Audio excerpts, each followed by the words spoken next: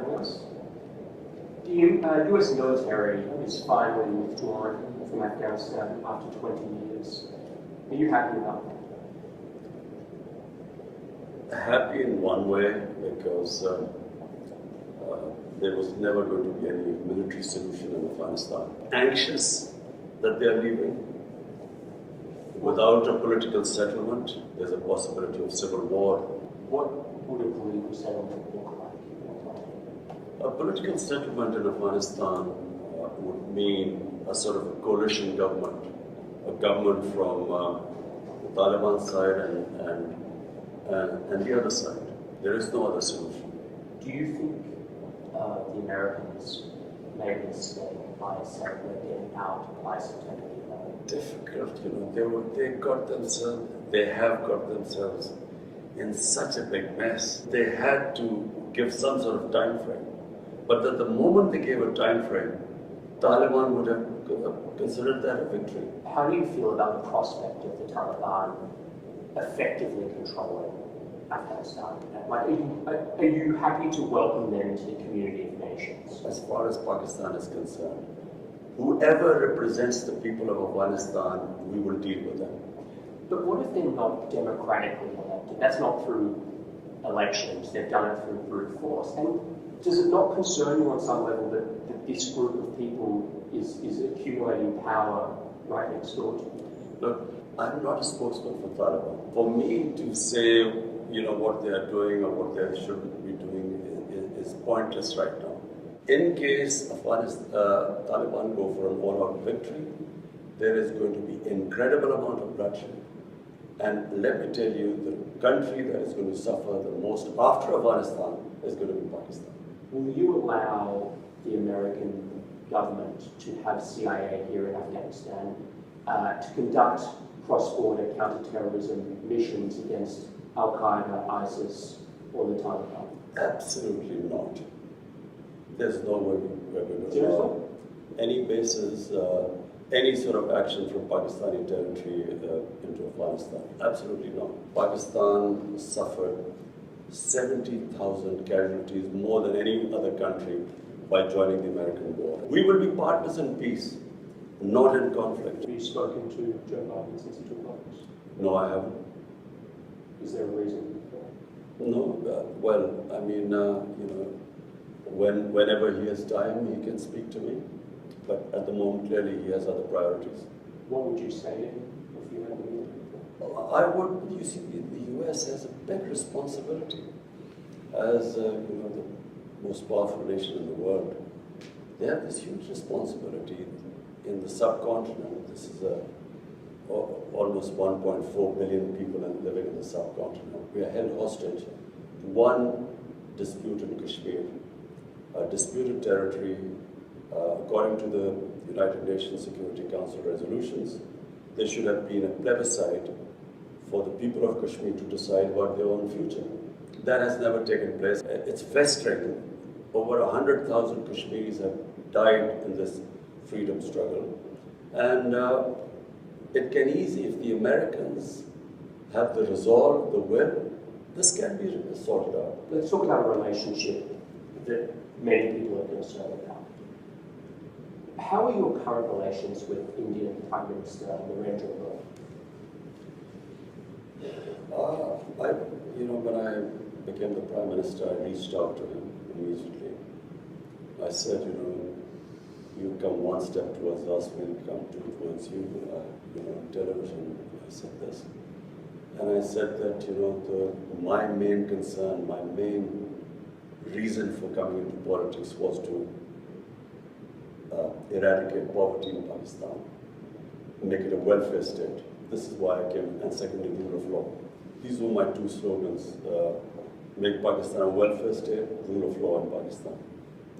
And you can only, the best way to eradicate poverty, not just in Pakistan, in India as well, is to trade with each other. India is a huge market. Pakistan is a market of 220 million people. But it's a door to Central Asia and to the energy corridor, which India is energy short. So we would mutually benefit each other. So I reached out But I realized that there's, I was up against an ideology. You see, Narendra Modi is RSS. RSS is the party which was formed in the 20s, which idealized the Nazis. You can even Google it. The founding fathers looked up to Hitler and the Nazis and racial purity and all that sort of that ideology. And so we came up, and my government came up against this brick wall. We couldn't go through and we couldn't understand in the beginning. And then it gradually came out when the steps they took in Kashmir. Unilaterally, they took away Kashmir statehood in 2019, August 5th, 2019. And so since then, we have there's a freeze on our relationship. We cannot start talks until they go back, they take back the steps they took on 5th August 2019 when they unilaterally took away the statehood of Kashmir. I want to ask you about something you talked about on live television. It was a very serious and painful issue. You were asked about the epidemic of sexual violence and rape in Pakistan. And you acknowledged the seriousness of the problem, and you talked about Pakistan's strict laws. You were also quoted as saying that the practice of women wearing veils, quote, is to stop temptation. Not every man has willpower, you said. If you keep increasing vulgarity, it will have consequences. This created, as you know, a bit of an uproar, and you were accused of rape victim blaming. How do you respond to that? It is such nonsense. What was I saying? I said that the fastest crime, when I first came into power, I asked the heads of police, what is, the crime figures. The crime that was rising the fastest was sex crime. Sex crime was not just rape, it was child abuse. Child abuse was really what really shocked me. And the disturbing thing was that barely 1% got reported. The families of the victims, whether they were girls or whether they were children who were being abused, were so embarrassed that they would not report it. So therefore, what I was saying was that law enforcement can then basically only deal with less than 1%. The rest the society has to deal with. And the society through awareness. And I never said veils, this was never said. I said the concept of parda. Concept of parda is avoid temptation in the society. So, and I went further. We don't have discos here, we don't have nightclubs. You don't have any, like in Western societies, you don't have any places where boy meets girl. So it is a completely different society, way of life here. So if you raise temptation in the society to the point, and all these young guys have nowhere to go, it has consequences in the society which were reflected in the crime chart. So one, you fight sex crime through law enforcement, but because the majority, and majority means 99% of sex crimes are not reported, and this is according to the police officers. So therefore, the society, public, schools, awareness, teachers, media, everyone must join in because that's how we will sort of raise awareness against sex crimes. So the concept of, I used clearly, I know exactly what I said. I said the concept of parda. Parda is not just to, it's to reduce temptation in the society. So this is what I'm trying to get, is the clarity, and I'm glad that you can explain this. What are the forms of temptation that need to be curtailed to stop the rise of rape? For one, and remember, rape is less. Okay, sexual violence. What are the forms of temptation? So child abuse is much more than rape. Okay. So these were the shocking things. So, for instance, one thing we also discovered, because then we did a bit of research, on mobile phones. Right. Children have mobile phones. Material available on mobile phones. Children have never been, they've never seen such material in human history. It's never happened. Children have never had this exposure before. So when I said the whole society has to fight, starting from, how do we deal with this? And by the way, we are now trying to find out how to control content on the social media. So that's one, but at the moment it's free for all. And then, television plays, they should be educating people, about the sort of things that children are exposed to. And so when you mean the society, you mean all the various ways, starting from schools, everywhere. The society must fight sex crimes. You also mentioned in that interview Bollywood and Hollywood. Do you believe that Bollywood and Hollywood films have contributed to this rise in sexual violence? Absolutely. When I can only compare when I went to England as an 18-year-old. There were adults-only films. The content on films was completely different. And then we saw it changing throughout. What was taboo maybe in early 70s was acceptable in late 70s. So when on films the content gets X-rated and these become acceptable, clearly it has an effect on the society. But X-rated is sort of underground. I mean, you don't really believe the Hollywood films or mainstream Hollywood or Bollywood films are causing a rise in sex. No. You see, what kind of films? Let me tell you, Hollywood, the way it works in the subcontinent, from Hollywood it goes to Bollywood, which is in India, which has completely changed again. What was the Indian film industry in the 70s and the 80s, gradually in the 90s, and what it is now, is completely changed. So the content is completely different. And it has an impact on the society. If anyone is telling me that this does not have an impact, you can just read, you can just see the divorce rates, you can see the sex crime. It has an effect both in India and Pakistan. So we then take the content from India, our the films take it. And so basically what I was saying was that there must be an alternative. You must show an alternative, our own way of life. There is another way of life. Because modernity is not just permissiveness. It's not modernity. If we are thinking that, if you just have more and more permissive content on television or on films, this is modern. It's not modern.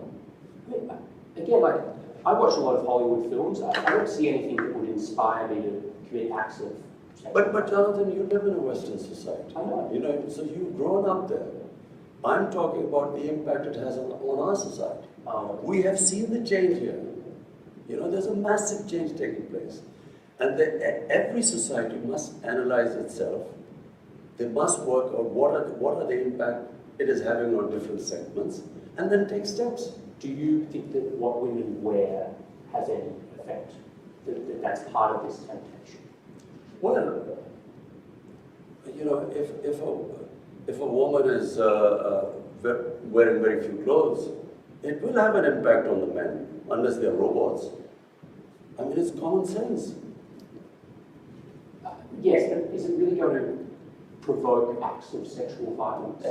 It depends which society you live in. If in a society people haven't seen that sort of thing, it will have an impact on them. If you grow up in a society like it, maybe it won't on you. So, I'm not talking... Jonathan, you must understand, this is this problem we face.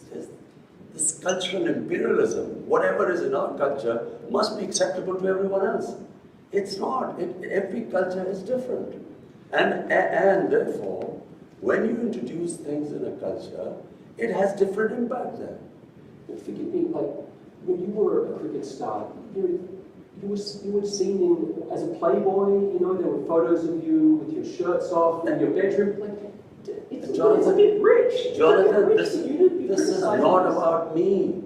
It's about my society. Don't you feel like it's a bit rich for you to say this? Jonathan, listen. It's about my society. My priority is how my society behaves, what reactions are caused in my society. So when I see sex crime going through the roof, it's not just me. We bring people, sit down and we discuss it from different sectors of the society. We sit down, we discuss how we're going to tackle this. We have a problem. Now, are you going to tell me that I'm going to sit back and say, okay, we have this rising sex crime, but because of Australia, it doesn't have any impact, so we should do nothing about it. It is having an impact in my society. We have to do something about it. It doesn't mean what Imran Khan did 40 years or 50 years ago, so it's hypocrisy. This is absolute lunacy what you're talking about. It's absolute nonsense. We have a responsibility. I, as a Prime Minister, have a responsibility. When a sex crime takes place, when a child is abused, he's traumatized for life. We have to do something about it. One thing that is striking to me coming here is in America we have about 100 million more people than you, not so much more. 600,000 Americans have died of COVID. Your country, as I understand, something like 20,000, 25,000. You've done objectively vastly better than the United States with COVID. Why? Well, first, as someone who believes in God, we are very thankful because there's so much you can do, and then there's something which is the twilight zone, which is beyond you. So you can only try your best. So what happened? When we saw these people ending up in hospitals, COVID raging through Europe, Spain and Italy were the first two countries where you saw hospitals full.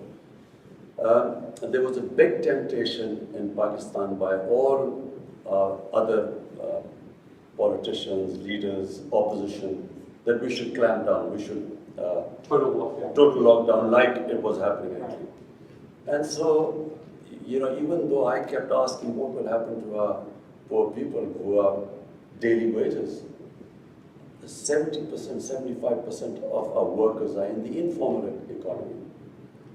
Daily wages, weekly wages. So, but, and watching what was happening in Europe, there was a clampdown. We had smart lockdowns. We then had... What's a smart lockdown? So we had this control and command center where we accumulated daily all data coming from Pakistan. So we got the Pakistan Army involved, all the provinces involved. We would get daily data. We had our doctors sitting there, infectious disease specialists, and they were monitoring the whole thing. And what we did was we would have these hot spots where there was, and we would try and lock them down. But we did not lock down everyone. And that's why we saved our economy from, we would have been destroyed. We already were suffering. Pakistan already had a dire economic situation. Had we locked down, our economy would have just gone belly up. So we saved the economy, and at the same time, because you cannot lock up hungry people, our lockdowns were more effective. India, on the other hand, their Prime Minister gave a 4-hour notice and just imposed a curfew on it. So there were these people, millions of people walking on the roads, clusters, and he did not think what would happen to the poor people. You can't, people, 6, 7 people living in one room, how do you lock them down? And then if you do not provide them food, how long can you keep them inside? So therefore, our balanced approach actually saved us. So Pakistan actually managed to control it too. Secondly, we saved our economy and we came out of it better than other countries. Having said that, we still haven't come out of it completely because until we vaccinate everyone. What's your dream for Pakistan? I repeat, the dream is to raise people out of poverty. That's my biggest, which is why I think what China has done is brilliant, and we've studied all the steps they took for people to get out of poverty. So that's number one. There's nothing worse than poverty in a society. Everything else is secondary. And then is rule of law. And rule of law is very important because, in my opinion, the countries remain poor because they don't have rule of law. There's a very interesting report by the Secretary General, UN Secretary General's fact-type panel. And this investigated what is happening, the flight of capital from developing world every year. From these poor countries, $1 trillion moved towards Western societies and towards Western capitals and to offshore accounts. So this is and it happens because there's no rule of law, because the powerful can use the system and siphon off this money. Your predecessor did that. The two families that basically ruled Pakistan for 30 years. I mean, they're just taken billions of dollars out of Pakistan. So when this huge amount of money leaves the country, that money could be spent on human development, reducing poverty, on infrastructure, all the ways that you can create wealth. So not only do you get impoverished because that money is taken away, but then they buy dollars to take it out. So it impacts your currency. And when it impacts your currency, when your currency devalues, it raises poverty because it causes inflation. So two things. One is steps taken to reduce poverty, make Pakistan a welfare state. And secondly, to bring the powerful under the rule of law. I want to ask you about one more subject, which is climate change. Pakistan suffers from climate change in a way that I think people in America couldn't begin to understand. Like, you are in the cauldron, almost the ground zero of climate change. Help an American watching this, there's going to be a lot of Americans watching this, help them understand what the stakes are for this issue and what needs to change in your life. Well, for Pakistan, you see, for the Americans to understand why it is critical for us that the world moves to fight climate change. 80% of all the water in our rivers come from our glaciers, which are in the mountains, Himalayas, Karakoram, the mountain ranges. And if the temperature keeps rising at the rate it is, our glaciers are melting. I was talking to the president of Tajikistan, which is on the other side of the mountains. They said that 1,000 glaciers have melted in their mountains, which bring water to their rivers. So if these glaciers are melting at a fast rate and this temperature keeps rising, then we are facing hundreds and millions of people are going to face starvation. So not just Pakistan, I mean India will face the same thing because the Ganges plain is again hundreds of millions of people and they depend on the water from the Himalayas too. So this is the big problem. But Pakistan's contribution to global warming is minuscule. Our emissions are less than 1%. 1 billion from 2013 to 18. Now we planted already another billion, and now we're going for 9 billion more. So the idea is that we should do our best to fight climate change.